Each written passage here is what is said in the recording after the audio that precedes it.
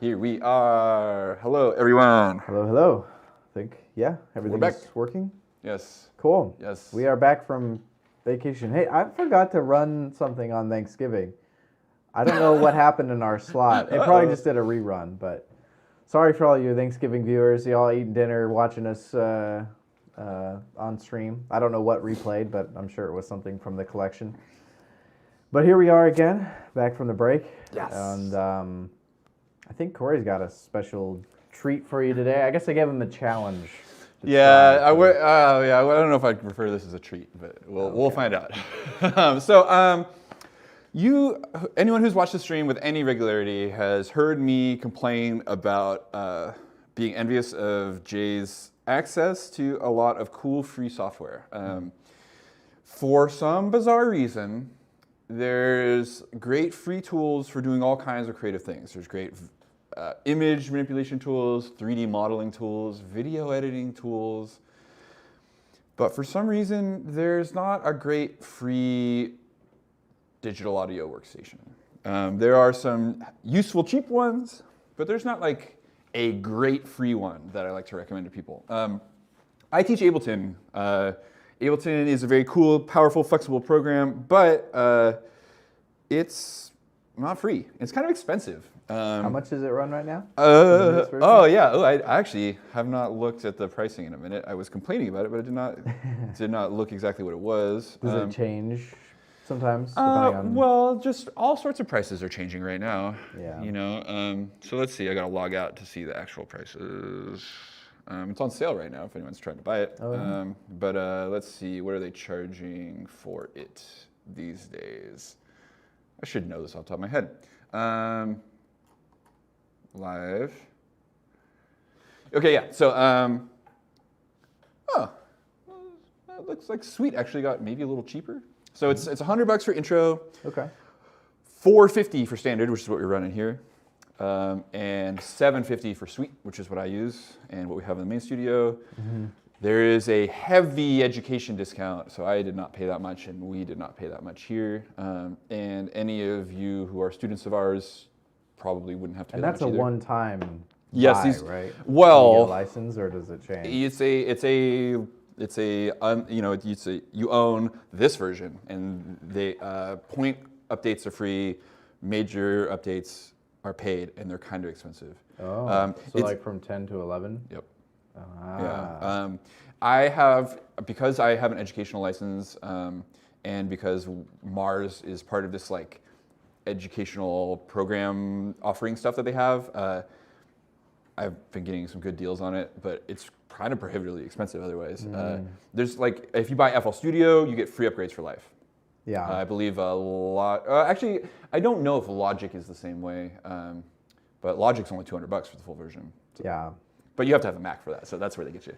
Yeah, it's always like video stuff. I mean, unless you're Premiere Pro and you're paying Adobe out the wazoo for months at a time, but it's like, you know, I don't even know what they're current monthly, but they are all subscription. Right. But DaVinci Resolve, which you run the free version in here, but Studio, which the free one's pretty much, you know, you can do all that you need to do, unless you're doing a lot of like graphic design stuff or like a lot of compositing where you're cutting things out, green screen, a lot of that sort of thing.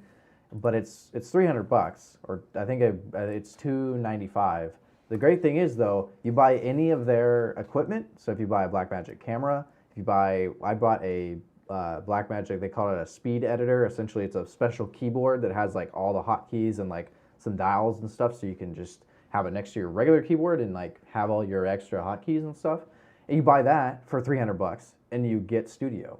So essentially you get the hardware and you get the upgraded software. So yeah, a lot of companies do that kind of thing, where nice. it's like. Does the Push have anything like that? Do you get a version of? I mean, it comes with intro. Oh, okay. But it doesn't like doesn't unlock anything special. I see. It's interesting how different companies do it different ways. So totally. Pioneer, like we were talking about Pioneer DJ stuff, their record box software like has some features that you can buy, or if you buy hardware that runs it, usually it unlocks those features. Or like basically like there's there's different pieces of hardware have different functionality, and you can unlock that in the software, so you can use it with whatever controller you want, or if you have the controller that has the right knobs for that stuff, it'll just work. So it's somewhat user-friendly. I don't know. Yeah. Anyways, Cool. so complaining about software, hardware purchasing. So anyways, like I like to teach free tools. Like I'm envious of Jay. I think it's super cool. Like if you're just starting out, like any amount of money investing is a barrier, right? And so like if you can try doing the thing for free, then it's a lot more accessible to try. And so the other thing about Ableton is that it is a desktop app, and so requires a Windows or Mac installation. And so increasingly, like I'm finding that having a desktop computer or laptop or whatever, like a PC, is a barrier for folks. You know, like a lot of people just have phones and tablets and maybe a Chromebook. So I started poking around for browser-based tools. So the advantage of running something in a web browser is that you can run it on any machine at all. In theory, this thing I'm going to show you should run on any device that can access the internet. Some features are restricted to certain web browsers, which I'll show you.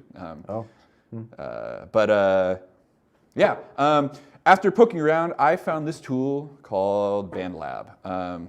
I've maybe mentioned this before in a rundown of options of free tools. I've not really gotten into this with any students before, but after playing with it for a little bit today, I am thinking I'm going to start because well, I'll say first, it's kind of clunky because I'm used to like a pretty slick and well thought out interface that has been in development for 20 years. There's some UI clunkiness to get around, but it's a pretty complete package and does a lot of things you want it to do, and it saves to the cloud, and it's just super cool. I really like that. Yeah, it's great. Super convenient. Yeah, so figure I'll just like get into it, and we'll just like try and make something in here, and I'll walk you through like what I'm seeing and what I like and what I don't like. First off, so here's BandLab, bandlab.com/studio. This is like a BandLab Studio, I believe, is this actually what this thing's called. BandLab's company. They also make a downloadable desktop DAW called Cakewalk. They make it. Oh, cool. Well, they bought Cakewalk. They bought it from the previous developers. Interesting. I always thought that was a pretty popular one. I would have thought it would be the other way around. It was. It was. I think a long time ago. Okay. These things come and go. That was what I remember in high school. People always talking about was Cakewalk. And it maybe just was free back then too, and that's why it's like so. Cakewalk is free and downloadable. Anyways, I think we may have played around a little bit with that one on the stream at some point. I can't remember. Yeah. I know we did the PreSonus DAW, Studio One. Studio One. And we might have tried. What was the other one? There was that other one that was really clunky too. Anyways, this is cool though. So. When I'm looking at this thing, I'm immediately reminded of GarageBand. I don't know if any of y'all have used GarageBand, but the UI here is very much like it. It's laid out in a similar fashion. I mean, like pretty much all these programs are, right? You know, you have your track headers on the left, Ableton's on the right. They've got to be contrarian. But every other program has them on the left like this. You have your timeline. There's no like loop-based like clip view like Ableton has, which GarageBand now has as well. But that's fine. It doesn't really matter. Yeah. So one of the things, like usually, like if you're used to looking at my Ableton screen, we're used to seeing a big file browser over here where you can see your assets. That they do have a similar thing over here. There's this thing called BandLab Sounds, which is a just bunch of loops, one shots, and then organized into packs if you want them that way. So we'll probably poke around into one of these and try and get some like cooler sounds. Yeah, it'll be interesting. The household pack. Oh, like you said, you can upload your own and everything. Yeah, you can. It was pretty easy to drag and drop. I'll try and do a little bit of everything. Just show you all like as much of the functionality as I can. It's like Canva, but for music. Kind of, yeah, yeah. Got a bunch of already available assets in there, and. My screen. Oh, there it goes. Yeah, it's been a little laggy. I'll try to adjust it here. Yeah, definitely. I noticed that earlier. Definitely lagging. It was very. That's curious. I wonder what that's about. Let me see if I can do anything from my end. I'm on the right network at least. Sending a lot of data. Yeah.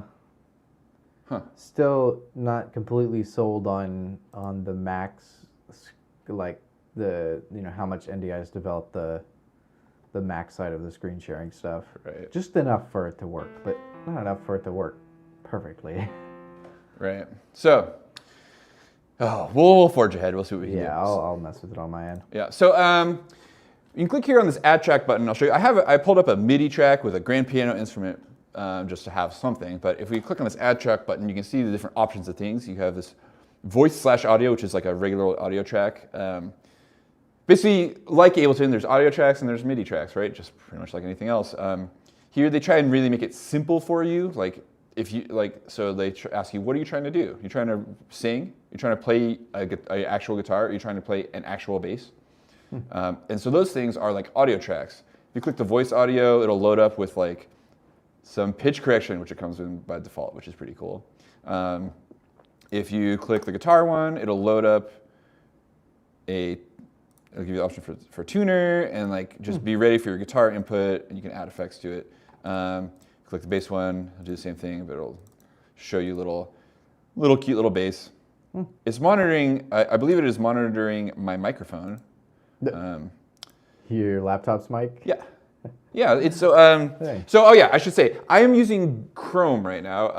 Okay. You may have heard me talk about how much I dislike using Chrome in the past, but Chrome is one of the most broadly supported platforms in that they have a lot of cool, friendly features, including MIDI support and support for audio interfaces. So I can like actually access all of my audio interface options that I normally have here. We could run audio in through the Scarlett and record stuff like direct guitar in here if we wanted. Channel selection. And that's not available on like Safari or anything like that? Yeah, I didn't try the audio ins and outs, but the what did not work in Safari was the MIDI in and out. So I have the MPK Mini hooked up here, and it just worked. Weird corporation. Yeah, it just works. I actually didn't have to set it up at all. I just plugged it in and it worked right away. I love that. Definitely there's some setup involved to make, like if you plug this instrument into Ableton, it doesn't work the way you'd hope it would. That's nice. The plug and play functionality is always... Yeah. It's like if something just doesn't work right off the bat with a beginner, you're just getting into it and then you have to go and mess with all the settings and stuff, it's a instant like... For real. This thing is like literally, I plug in the keyboard, I open this thing up, I add an instrument track, and it queues up a grand piano preset already, and it's already armed and playable. Sweet. Whereas in Ableton, it's like you load a MIDI track, you choose the piano, and then you arm it, and then you would have had to go and like set up your, it's like a real pain in the butt. I am noticing too that there's like no latency. Don't mind the latency from the video. The sound you're hearing is probably a better example. Well, hey, that wasn't bad. Yeah, no, like from my experience, it is like practically instantaneous. Like as low as I need it to be. I have zero complaints about latency. So it's pretty fun. Whether that stays in time with the app, we'll see. Right. So like this is like, it's clunky and it's web-based, and like this isn't really, web browser apps aren't like mega robust like desktop apps. So like there's like, I've been noticing some funniness, and we'll probably see some as we get in here. So let's start by doing something. I'm gonna like create a little like drum loop. I'll show you this thing. This took me a second to wrap my head around. One thing that Ableton doesn't have that I miss is a step sequencer. There is like, you can treat the piano roll like a step sequencer, but that's not really what it is. And for like old school kind of styles, the step sequencer is really great. So they have one here. They have a drum machine. So I'm gonna pull out the drum machine. And this confused the heck out of me when I first opened this. Let me get rid of some of these tracks too. Let's start with just that. These are clips, right? But this thing is like I guess this isn't really like a normal MIDI track, right? If I pull out this piano track again, I can like create a MIDI clip. The language here is create a region. A region. And so like by default, it creates a 4-bar MIDI clip, and here it is. You can't change the grid size without zooming in, which drives me batty, but Anyways, so this is like the normal sequencer, but with the drum machine, you get something really different. You can't edit MIDI, but you get a step sequencer, like what we call a Zox XOX style sequencer, like from old TR drum machines. And just like my drum machine, you have 8 possible patterns for this kit. And just like my drum machine, you can have different sounds on the same lanes, different patterns, which is pretty neat. But also kind of challenging and weird. So anyways, I'm going to just make an A pattern, and I want to like scrap this one. Can I? Yeah, I can't drag and, oh, I can, great. Click and drag to get rid of all those things. We're gonna go for like a sort of a garage kind of vibe. I can't bring myself to say garage, it sounds so silly. What's happening here? You having some issues there? Oh, there it goes. Maybe it's just my... Huh. Not sure what that's about. It's going fine now. Of course, the mouse is in the right spot, but... I'm learning something already.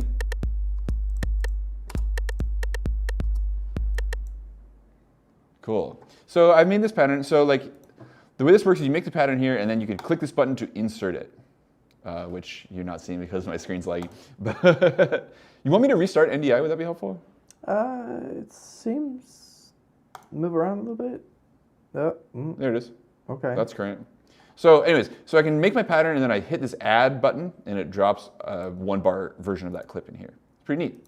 So I can make these loop. If you select this clip, there's that little loop thing. If you mouse over it, you get an arrow that lets you drag out the loop. So here's my B pattern. I ended up making my pattern on B for some reason because I don't know what I'm doing. I can loop this by turning looping on, and this red thing here is our loop brace.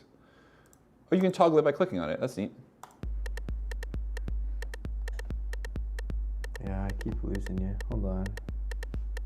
Thank goodness my audio is coming separately. Oh yeah, the audio sounds perfect. Just the video. So I'm kind of curious, like, I don't really like how, ooh, that's weird.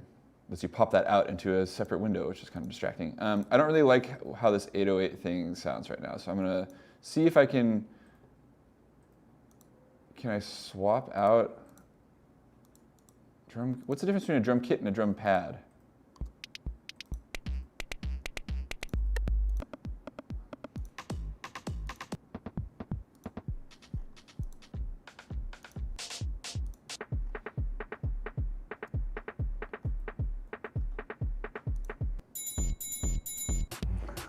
That one. This is cool.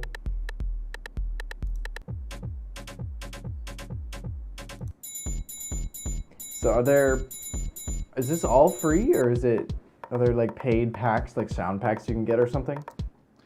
I don't know. I haven't seen any, like, nothing's popped up trying to suggest I pay for anything. So. One's like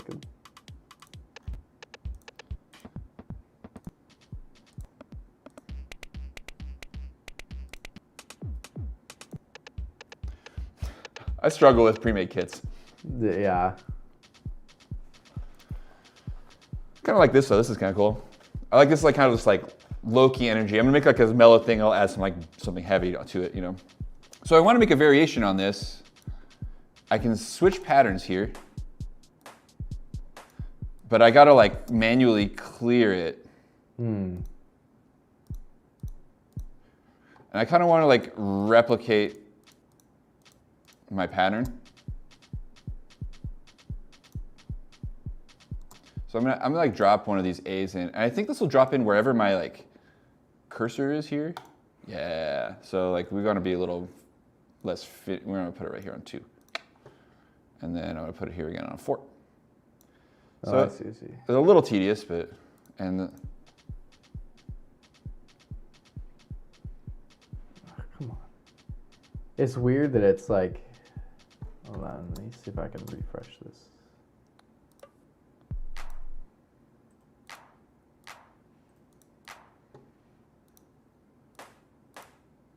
Oh, Oh, it's a different sound there.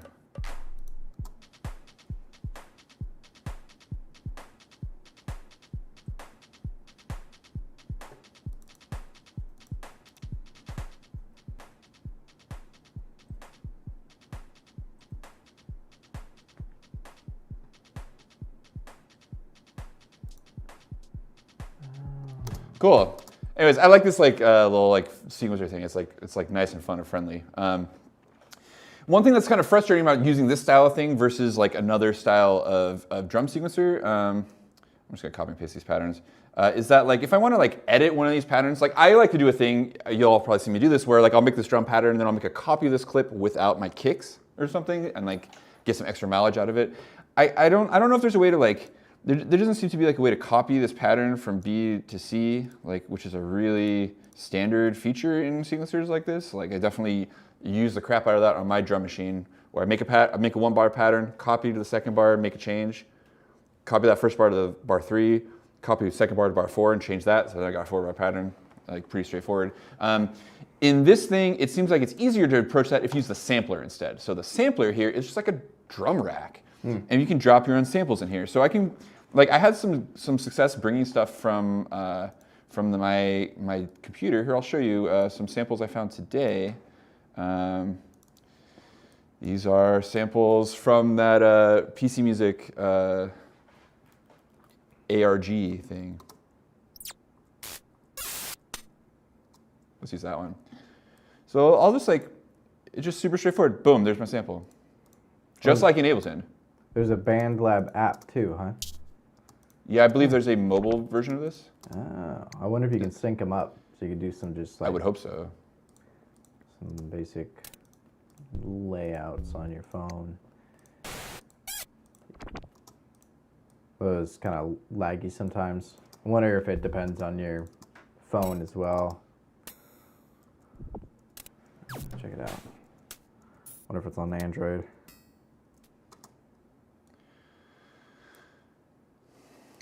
So I just want to like import a few of these, and we can like, we'll make like a little,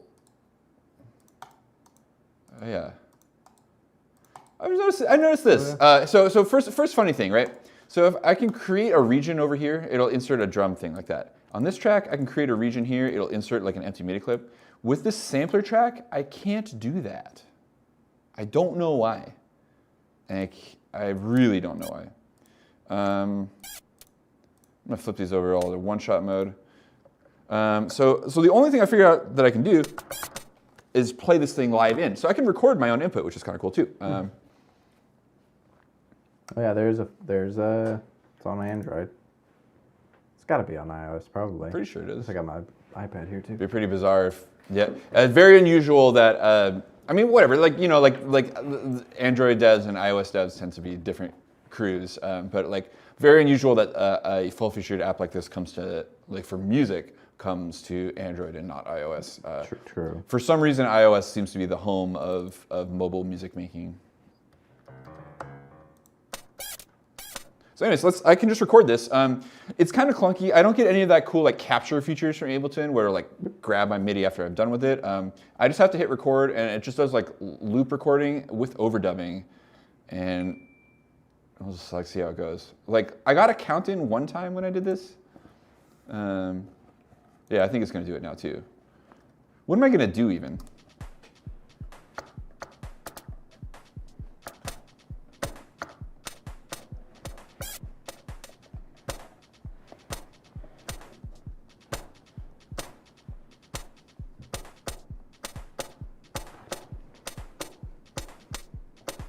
That sort of thing, yeah. 2 shell type beat. Here we go. Shells.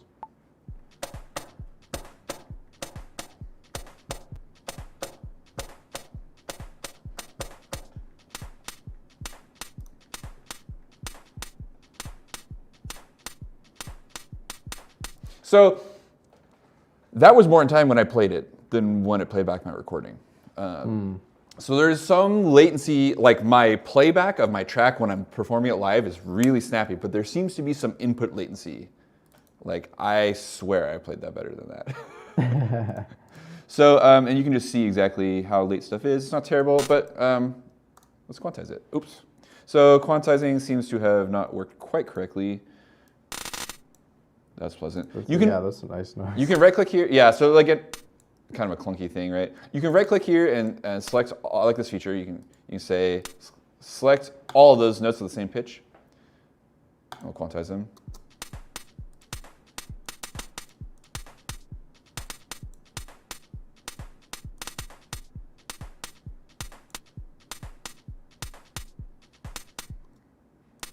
Oops, that one didn't make it to the right spot. Doesn't really, seems to really be trying hard to like snap somewhere other than where I want to put it.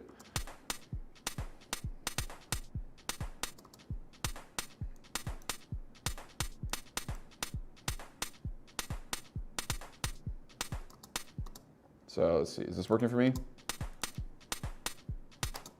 Whoa.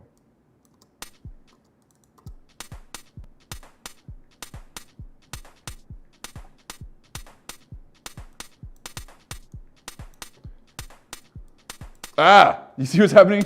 Maybe you can't see that. I keep trying to grab this note, but it's popping up a little UI element over it. So cool, I like that. So this sounds like a little much for me. I want to like change something about how this sounds. So let's tweak it a little bit. So we can go over to the sampler and let's see what our options are. It's pretty straightforward. We can trim it.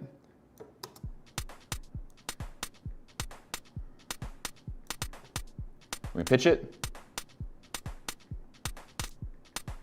Although, like, check this out. Stomp's not doing anything. It's not changing anything. Nope. Yeah.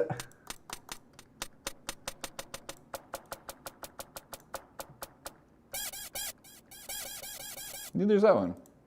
Why is that? Yeah, it's not actually working on any of them. So this is not the first time I've run into this where I've like turned some knob and it just didn't work. I had this where it was the volume slider for one of my channels, just like had no effect. Something I noticed was let's name this project Stream, and then let's save this, save it, saving, and then we're gonna refresh this. What, like reload the save? I'm just gonna refresh the page, and it'll reload the tune, and let's see if that knob works now. This fixed the problem for me before. My MIDI keyboard is connected. Here's my sampler.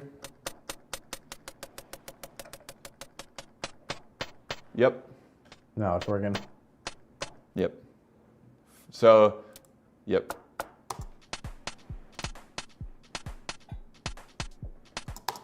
Oh! It just stopped working. As soon as I played back the song, it stopped working. And it no longer works on any of these pads. So, first major roadblock. I do like that value better, but I wanted to do more. I don't know how. Or the iOS app looks totally different than the... Interesting. Yeah, none of the controls for the sampler affect the sound. The channel volume still works though. Let's see if we can do anything with effects. So I can't edit the mixer or do anything, but we can like add some effects. I really, really like this effects management thing here. So like these tabs down here, we have the equivalent of Ableton device view, the device thing. Like here's our instrument, here's our effects, and here's the MIDI clip. Very straightforward. And so like for this, like these effects, we just click the plus. Like there's a bunch of presets of chains, but I don't like to use that. Hit add effects. Here is the list of included effects. It's huge. Wow. And like, there's a bunch of like super standard, really useful things in here that are absent from Ableton. Like an LA2A emulation, which is like a compressor that I put on pretty much everything. Or I hear it. There's a bunch of guitar pedals in here. Cool. Yeah, it's interesting. Anyways, and pitch shifting, which is kind of fun. Let's pitch shift this thing. We're gonna put the pitch shifter.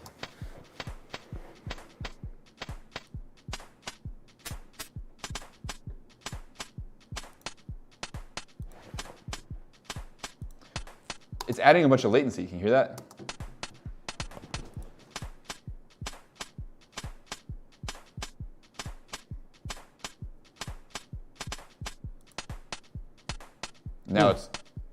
it's off, it like fits a lot better. So okay, maybe we'll not use that.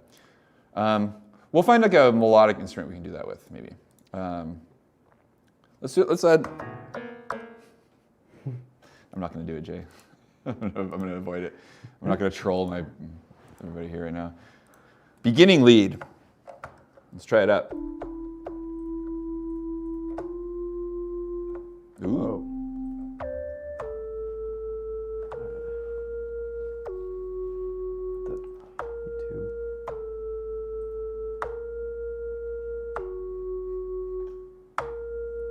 That's a really interesting sound. I like that.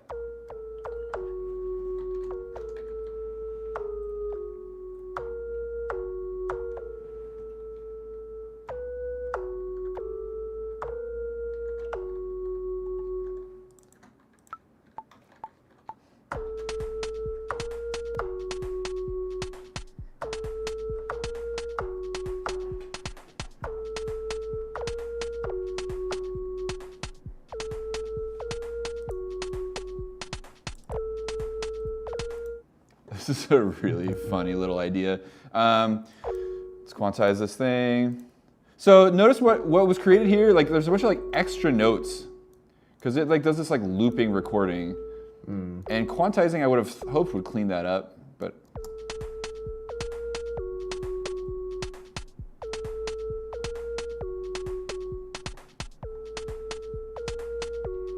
So let's see what we can do with that. I'm not so worried, like since this isn't like drums, I'm not worried if this thing gets a little like laggy. It's not gonna have like same like expectations of tightness.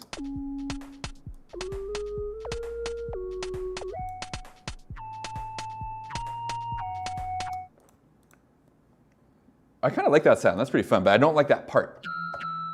Oh.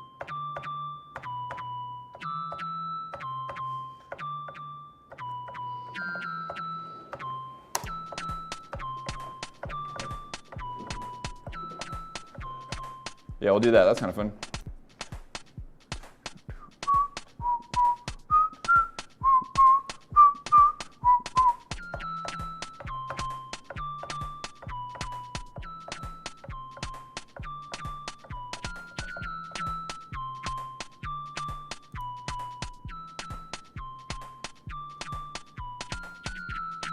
That was a little.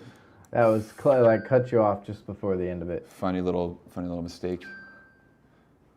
Oh yeah, so cool. Just like Ableton, holding Control lets me move things off grid. It's convenient.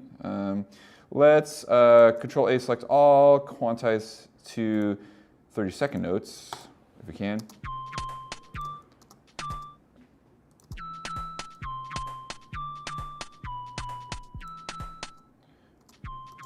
And then we'll quantize everything else to 16s because that's actually where I want them.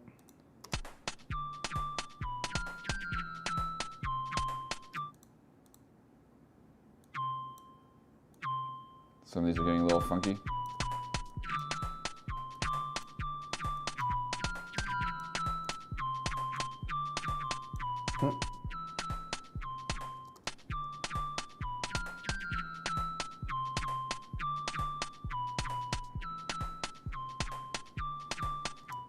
Interesting. Not quantizing, right? Yeah, doesn't it seem? It sounds off to me. Doesn't it sound off to you? Let's investigate this. I'm gonna get rid of these rhythms. Like something just feels super funky to me about this.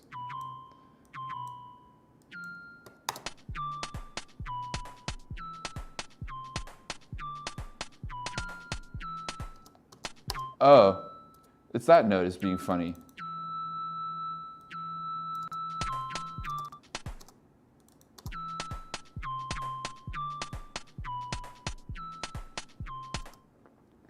Very interesting. I'm not sure what that was about.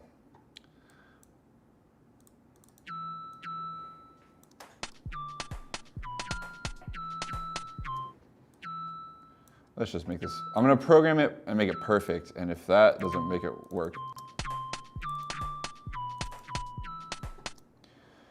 It's really weirded out by that result I was getting.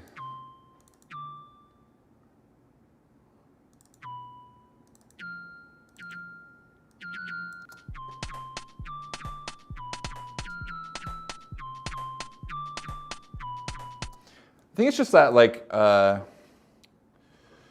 the delay introduced by the pitch shifting that's making it sound a little wacky. So cool, let's context this a little bit with a bass line. So let's see what we can find in here. Bass sounds. I was gonna change gears, but synth basses.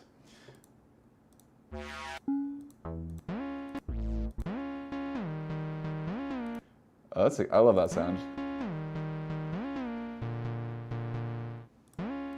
That's super cool. That's a cool one. Yeah, I want like one of these like.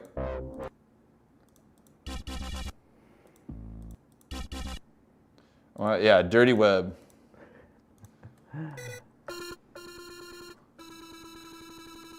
Whoa.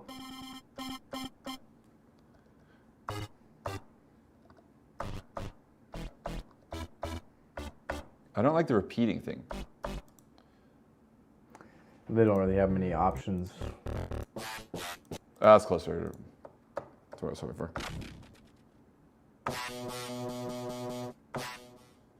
Oh, it's got like that like long decay on there. It won't like shut up. No. What if? Maybe we can gate it. I think there's a gate in here. I can search for the word gate. Yes.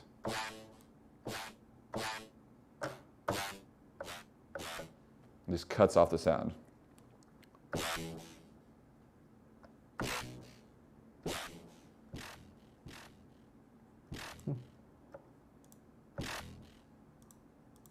Where'd my gate go? Oh, it was there for a second.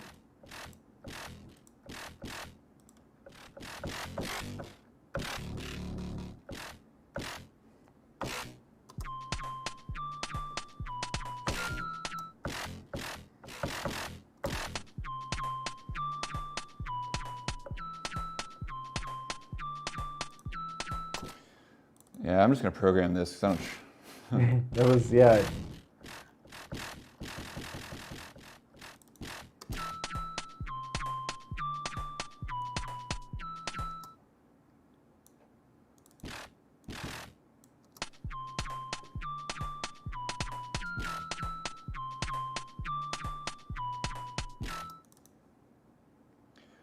Maybe that'd be cooler if it was like on like an offbeat at the end of the bar or something like that.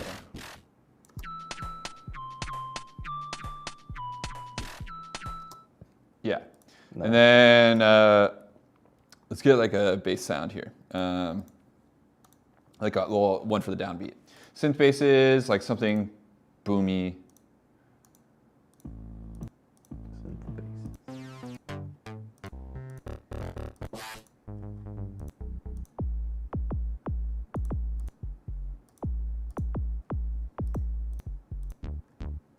Oh, it has the lately bass preset. That's great. That's an important like dance music preset. Oh, okay.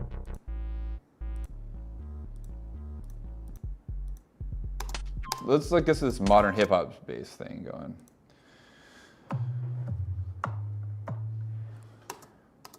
Let's see what it sounds like. Ah.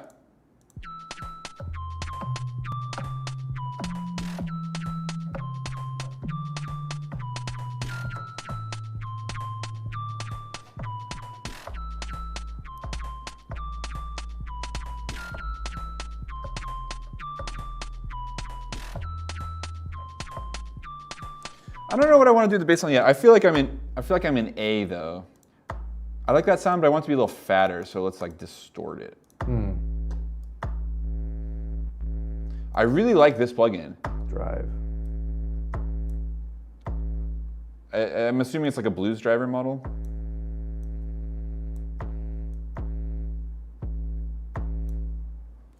Huh.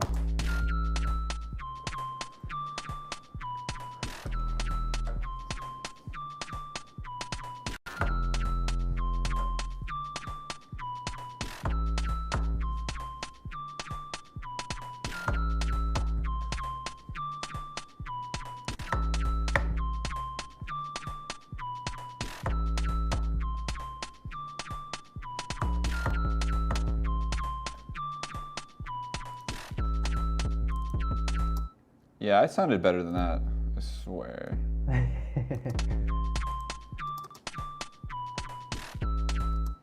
Control A, quantize.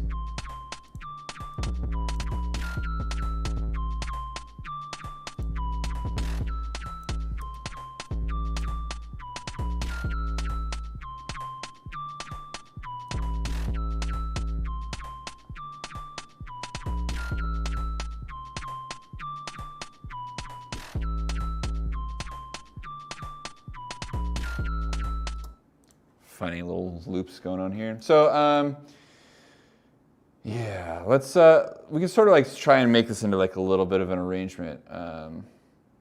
It's not the most beautiful track in the world, but maybe I should have done the thing that we talked about, Jay. It's okay. Too late now. Like maybe I can like, I want to create like something sort of like intro-y feeling about this, like. Is this typical, like, I've seen you do this workflow a lot, like setting up all your different tracks, kind of like the pieces of it, and then sort of arranging it afterwards to... Yeah, it's one way to work. Yeah. I tend to work, like, certain styles of music lend themselves to being composed this way. I see. You know, like any style where like the general gist of the thing is like you're going to be looping one thing for most of the tune, you know? Yeah. Like, it's going to be variations on a theme. So things like rap beats, dance music, stuff. Like often composed that way. Where like, you know, like you throw on a loop on the drum machine and play some stuff over it, you know, and then like edit that stuff down. Yeah. It's just like, it's a quick way to build stuff up, and then just like, the alternative to this is like, you know, you write 4 bars and then you write 4 more bars and you write, or whatever, you know, and, but like, music doesn't always work that way, you know. The pitfall to this workflow, which you've heard on a lot of the things that I'm making here, is that this song only has one part, you know? And so like a huge piece of beat making advice, like a thing that I like hear from professional people when they're talking about like, oh, like what are like the important tips that I have? It's like write a B part, write a second part to your track. So like kind of go through that whole thing you just did and do a whole totally different thing? Like maybe, or like take one of those parts and like write a different thing around it or something, I see, you know? I often do this like the simple way to approach this is like, and if we get far enough with this track, I might do this where like I might bring in a new chord progression or a new bass line or like a new melody, but like keep some other elements the same. Really basic technique to like get more mileage out of your thing. So I was just like thinking about like how to like get something that feels like kind of like a loopy loop in here. I wanted to, so this is kind of, so okay, check this out. Here's an annoying thing that I want to do that I usually do in Ableton that I can't do here. So like this clip plays at the very end of the bar, like the last eighth note of every bar. Right. So like when it comes in, I actually want it to come in here at the right before the downbeat of bar 9. And so in Ableton, I can mouse over the left side of this thing, just like I can mouse over the right side and extend it, you know, like that. I can't extend it the other way. Oh, really? You can't like... No, there's no stretch it backwards thing, which like is a newbie friendliness tactic. I can't make these clips start somewhere other than their downbeat. Whereas Ableton, it's really easy to do that, and then you end up with a clip where it's like, it's all lined up on the grid, 4 square bars, but the clip actually starts like halfway in the middle of beat 3 of the second bar, and like it's all wonky. I fix something like that in one of my students' projects almost every week. It's easy to accidentally... Super easy. So so here's the oh my, I don't know what just happened. That was weird, but it's back now. Just Control Z. So if I want this to play earlier, here's what you got to do. I have to actually just drag it back to have it start a bar earlier. And that's kind of annoying. I don't like this like empty bit of a clip here. And so normally also like I would like just like drag a selection of part of it and like delete the part of it I don't want. That's an Ableton thing. Here's what you have to do here. I have to move my like playhead to a point, and then I can right click on this clip and slice it, and it will slice it at that point, and they can clear. So now I've got 2 clips this one, which is like sliced off at the beginning and then plays once, and then this one, which is a loop that starts square. I think I could drag this one out. Oh no, if I drag this one out, it starts doing some weird stuff because now it's a weird length. So it doesn't support the kind of like friendly looping features that Ableton does, but there's a workaround. So this will do for my purposes. Let's do a little like effects automation too, because we can. We're gonna add a filter, tone, I guess. Multi-filter, yeah, cool.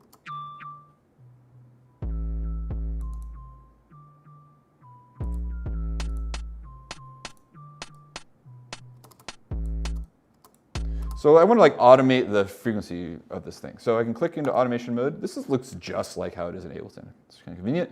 And then here in my dropdown, here's all my things. It's super straightforward. So I'll probably want the thing open all the way by the end here.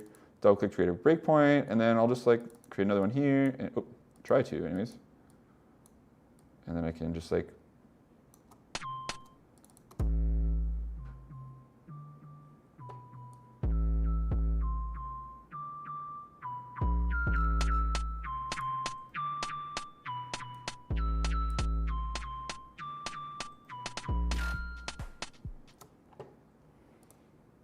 something. Yeah. So then here we go, drag these all out. That's it. Oh, is this because we're in automation view? No, I don't know why this happens sometimes. I think it's a glitch.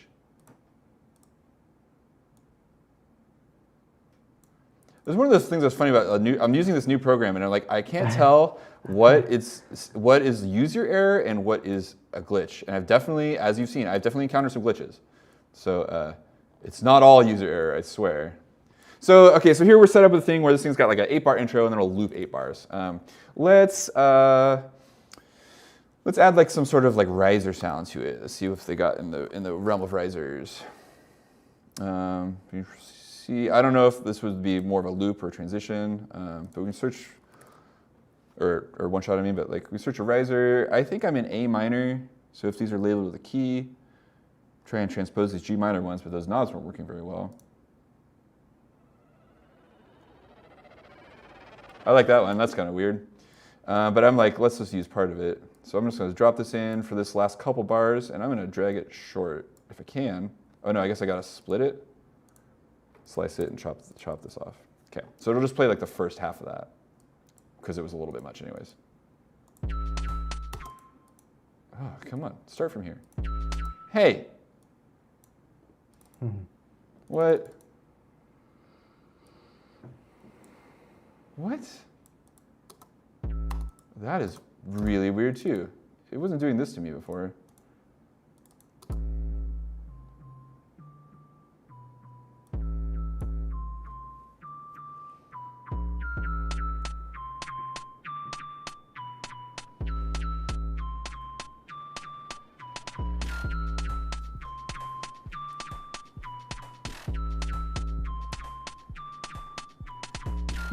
I'm really like disappointed with the weight of that kick. So let's add a sampler instrument, and all right, we can't insert a region here for some bizarre reason. They have some great drum samples though in here. I found some good ones. I want one shots though.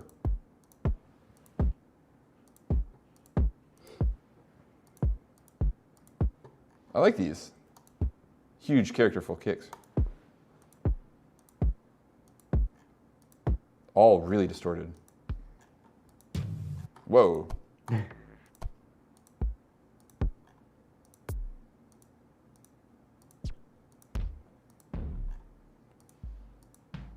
Some good ones in here.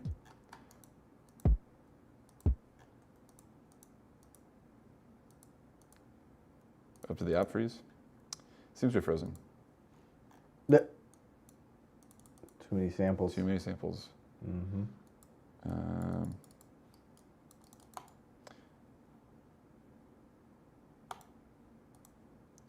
Let's refresh, I guess.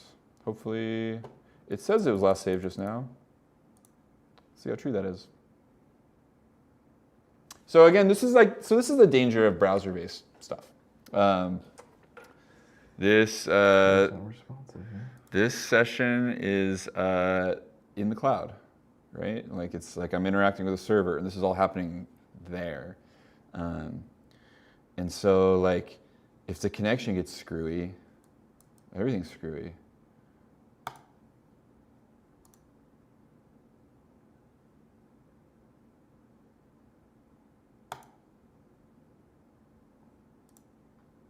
Oh, it just like totally crashed on me. Save your project? It did. It said it did, but Oh, no. it saved it? Nope. Wait, no? It said it did, but when I clicked reload, it didn't reload it. Oh, shoot. Yeah. So Well, another thing that I'm really accustomed to is autosave. yeah. I'm surprised that this isn't like constantly autosaving. Like, I have yeah. So yeah, I don't use any browser-based tools that don't autosave. like all the Google Docs stuff, like Canva does. Canva, yep, everything. I've not used a single browser-based tool that doesn't do that. So there goes all the work that I did, completely gone. Oh, well. And here's what's left.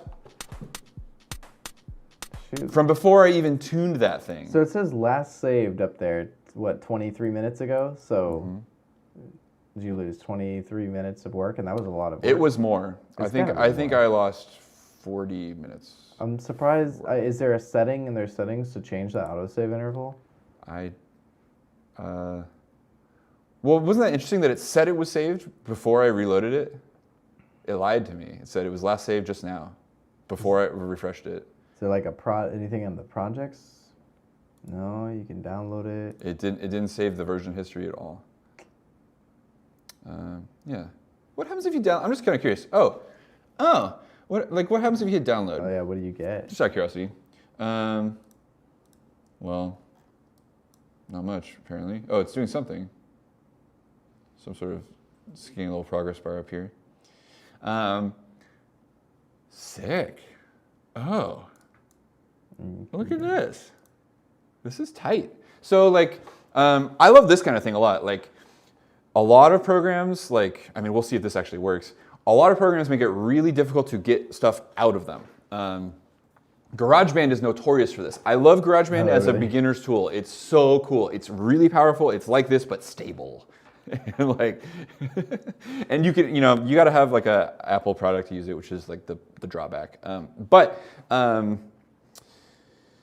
it's a great tool. However, when you want to like take it and do something with it, right? Like if you make it, like I've had people be like, oh, I recorded this great track, and like in GarageBand, I'm like wondering if I can have you mix it.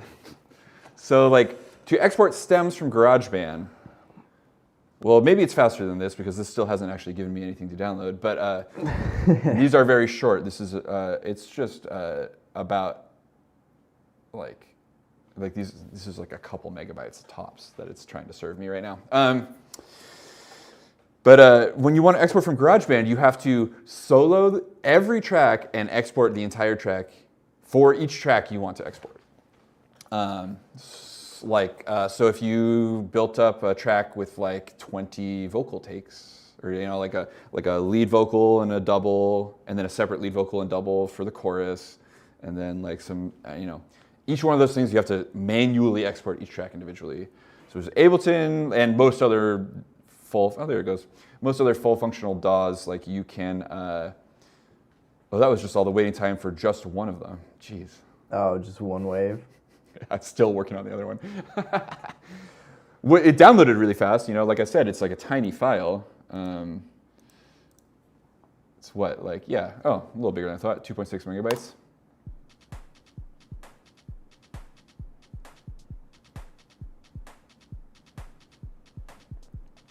So I could see this being useful for my workflow, even I mean, I'm certainly like not in need of a new DAW, but like those things were like, that was really easy when it worked. Yeah. It was really easy to make cool stuff in here. I made some way more interesting things earlier. Maybe I can show you. I saved one of them.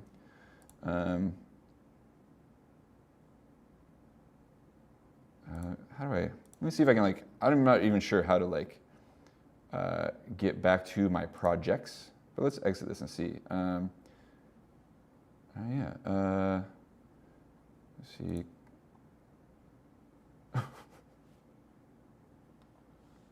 Okay. Well, it says my account's been deleted, so maybe that's why. Yeah, banned. Well, it just like projects. Here we go. It's kind of got a SoundCloud looking thing It going really on. does, yeah. How do I? Studio? Studio. So, okay, just like so you can hear something, like this was a little more fleshed out thing that I created earlier. Yeah, I can play something. I know we just got a couple minutes left, but this isn't very long. Let's hit play on it.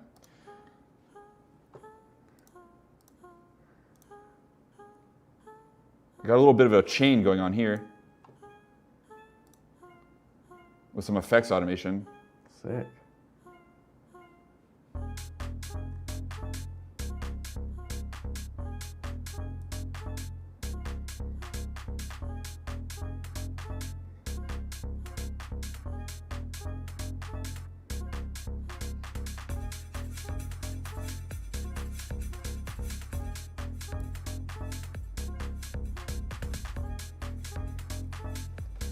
Yeah. It's all pretty straightforward though, you know? That's cool. Seems like there's a lot of effects, huh? Yeah. Can't help but notice that it's missing some of the changes I made. There's got to be some setting for that autosave thing. They're That's probably cool. somewhere. Yeah. Anyways, that was like, I made that faster than the thing I made on the stream just now, but obviously I wasn't talking anyone through what I was doing while I did it. That went pretty fast. I was really pleased. Like these are stock sounds for the most part. Some of the there's a couple of custom sounds from my hard drive in this drum sampler, but like those are the included bass sounds. Like this vocal thing is like a pitch shifted default instrument. So like in terms of the included sound set and the effects, I really like them a lot actually. Like they were very musical and helpful. The interface leaves a bit to be desired. I'm now curious to try like some of the like an actual app instead of the web version to see if it's more stable. Yeah. If there's like I don't know, we'll have to like just poke around and see. Yeah, it's on iPads and on Android too. Cool. Yeah, that's great. Yeah, so in summation, I do think this is a useful tool. I think that it's definitely not 100% there, and you definitely got to like get your like reflex going on that save button up there. Yeah. But it does everything that I could use it to do. We didn't even start recording any vocals, but there is like an auto tune with like scale selector and all that stuff. That's cool. And if it sounds anything like their time stretching algorithm, it's probably terrible, but it's Just try it out, find out. great art in music comes from abusing effects in incorrect ways and just embracing terrible sounds. Making it work for you. Yeah, totally. Guitar distortion was an accident until it wasn't. Now the 808 bass was supposed to be the sound of a drum, like a kick drum, but they didn't do a very good job. You know what I mean? So there's like the music history is full of this stuff with like using a tool the wrong way, and then that becomes an iconic sound that then everyone tries to copy. So like maybe you'll stumble across your new favorite crazy sound with some combination of BandLab instruments. Maybe not. Maybe not. Yeah, Cool. It's neat though. I'm definitely going to be pointing some students at this in the future. Yeah, I want to try it out a little bit. Yeah. Go mess with it. I could also see like it being a really cool thing where you can make you can just like make some loops. You're just like, oh, I'm just gonna make a little loop in here and export it as audio and just take it somewhere else, Yeah, something super simple, just to have a little bit more flexibility than like Audacity or something. Totally, and it's got all that built-in stuff already. Mm-hmm. Yeah, like it's a kind of similar way that you might use Ableton Note, like the mobile app that I showed off the other day, but like you're not restricted to the Ableton stuff. Right. And it exports to all kinds of formats, so it's cool. Sweet. Yeah. All right, everybody. Thanks for checking it out, y'all. Well, cool. It was a fun one. I like Yes. that. And well, we will see you next week for another exciting episode of the MARZ live stream. You know it. All right.